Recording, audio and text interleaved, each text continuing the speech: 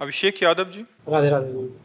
राधे राधे महाराज जी। महाराज जी, नशा समाज के पतन का मुख्य कारण बनता जा रहा है। अक्सर जो दुराचारों की घटना बहन बेटियों के साथ होती है उसमें नशा एक मुख्य कारण होता है। नशे की हालत में इंसान का डर सा खत्म हो जाता है, उसे सही गलत का होश नहीं रहता, तो महाराज जी वो ऐसे काम करने लग जाता है। महाराज जी, मेरा निवेदन था कि नशा रोकने के लिए मार्गदर्शन दें ताकि ऐसी घटनाओं पर रोक लग सके देखो, महाराज। हमारा उपाय सब रोकने के लिए है। व्यभिचार रोकने के लिए, नशा रोकने के लिए, अधर्म रोकने के लिए, पाप रोकने के लिए, डिप्रेशन रोकने के लिए, चिंता रोकने के लिए, सबका उपाय एक ही है, अध्यात्म। जब तक आप अध्यात्म से नहीं चलोगे तब तक आपका सुधार नहीं होगा। अध्यात्म से एक भय पैदा हो जाता है, मैं ये पाप कर्म नहीं करूँगा, अरे ये निंदनीय। आज हजारों या हम लाखों कह सकते हैं, लाखों हमारे नौजवान भाई नशा छोड़ दिए, शराब छोड़ दिए, मांस छोड़ दिए, गंदी बातें छोड़ दी। यहीं आके बताते हैं कि हमको 1 वर्ष हो गया छोड़े, हमें 6 महीना हो गया, हमें साल भर हो। तो अध्यात्म ही तो छुड़वा रहा है। जैसे जैसे वो अध्यात्म सुन रहे हैं, अध्यात्म को धारण कर रहे हैं, वैसे वैसे गंदे आचरण त्यागते जा रहे हैं। अभी अगर नौजवान भाई थोड़ा अध्यात्म की तरफ झुकें तो इनका सुधार हो। अब अध्यात्म से मतलब नहीं, केवल अब नौजवानी है और धर्म को कभी जाना नहीं, शास्त्र पढ़ा नहीं, संत संग किया नहीं, तो बस मनमानी आचरण चल रहा है, मनमानी आचरण चल रहा है। जो जितना गंदा जीवन जी सके वही उतना अपने को श्रेष्ठ मान रहा है। क्लब जाना, शराब पीना, ड्रग्स, तो इससे बहुत बड़ी हानि हो रही है, हमारे समाज की बहुत बड़ी हानि हो रही है। अब एक गृहस्थी में जो नया लड़का ब्याह करना चाहता है वो बहुत डर गया है। पति पत्नी में विश्वास चला गया। जहां एक प्राण दो देह माने जाते थे, पति पत्नी का मतलब एक प्राण दो देह, देखने में दो हैं लेकिन दोनों एक हैं, वहां अब ये दशा है। बड़ा समय विचित्र आ गया है, बड़ा समय विचित्र आ गया है। मतलब अब किस पर विश्वास करें, विश्वास किस पर करें?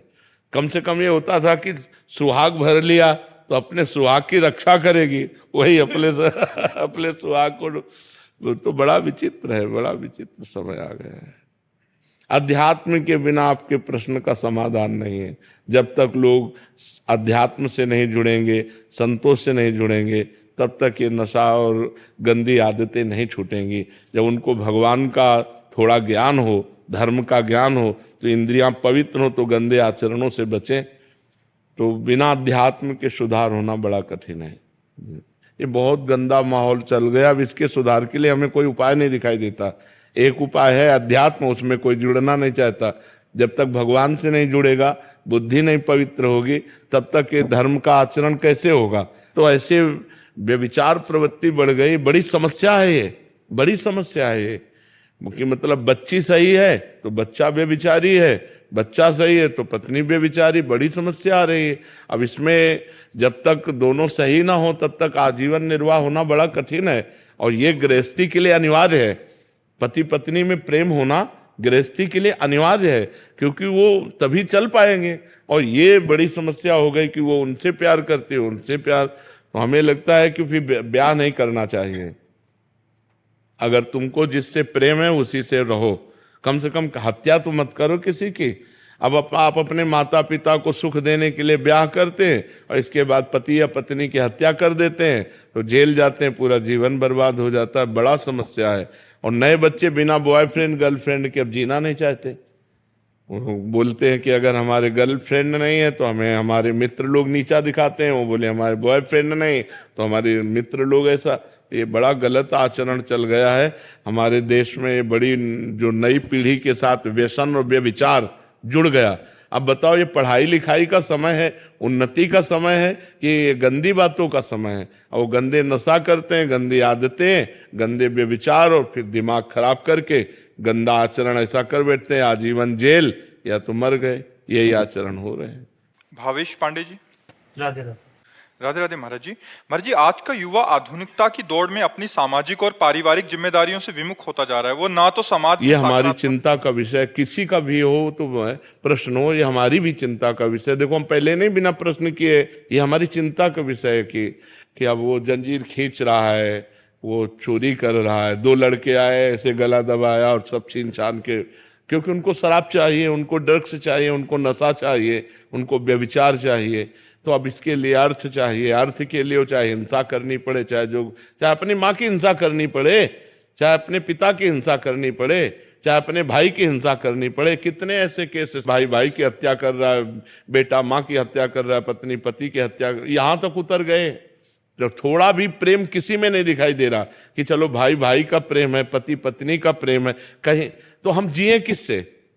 कम से कम गृहस्थी में है तो एक परिवार है, उसमें आपस में प्रेम है, तो जो कुछ कमा के लाए जब खाए, प्रेम से बैठे, आनंद से बैठे, हमारे संबंध हो तो विश्वसनीय है कि ये हमारी पत्नी है, ये हमारा पुत्र है, ये हमारा भाई है, ये हमारी माँ है। अब संबंध भी विश्वसनीय नहीं, तो ये जो समय चल रहा है ये ठीक नहीं है। ऐसे ठीक नहीं है। ऐसे आगे चल करके परिवार का परिवार सब नष्ट हो जाएंगे।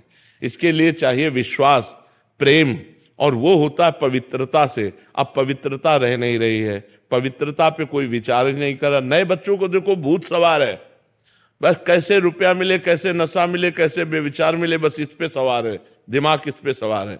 ये बिना अध्यात्म के नहीं सुधर सकता, बिना भगवान से जुड़े नहीं सुधर सकता। और भगवान से जुड़ना ये नए बच्चे चाहते नहीं, उनको संसारिकता पसंद है, तो कैसे सुधारा जा सकता है आप बताओ?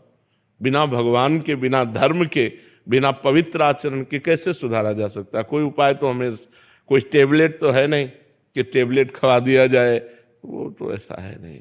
उसको तो स्वयं में जब ग्लानि होगी और स्वयं से सुधरना चाहेगा तो सुधर सकता है। हजारों लोग सुधर भी रहे, ऐसा नहीं हजारों लोग सुधर रहे, सत्संग सुनकर अपने जीवन का परिवर्तन कर रहे हैं। अध्यात्म से ही सुधारा जा सकता है, अन्य कोई उपाय नहीं। नशा, व्यभिचार, ये दो बहुत बढ़ रहे हैं, बहुत बढ़ रहे हैं। छोटे छोटे बच्चे नशा कर रहे हैं, छोटे छोटे बच्चे 12 वर्ष का एक लड़का आया था जो हस्तमैथुन का शिकार, और गर्लफ्रेंड 12 वर्ष का बच्चा। ये बेटा, तो हम पूछा कितनी आयु हो? बोले 12 वर्ष। 12 वर्ष, 12 वर्ष में तो मतलब अभी बिल्कुल नवीन बच्चा है। ये बातें आनी नहीं चाहिए।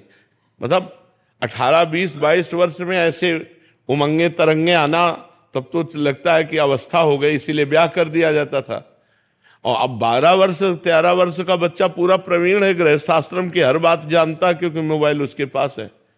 अब जब व्यसन में उतरेगा, व्यभिचार में उतरेगा, तो उसका जीवन क्या रह जाएगा? तो नए नए बच्चों का जीवन सब मजाक होता चला जा रहा है, माया नष्ट करती चली जा रही है। अगर अध्यात्म से जुड़े, भगवान से जुड़े, तो परिवर्तन हो सकता है, दूसरा कोई उपाय नहीं।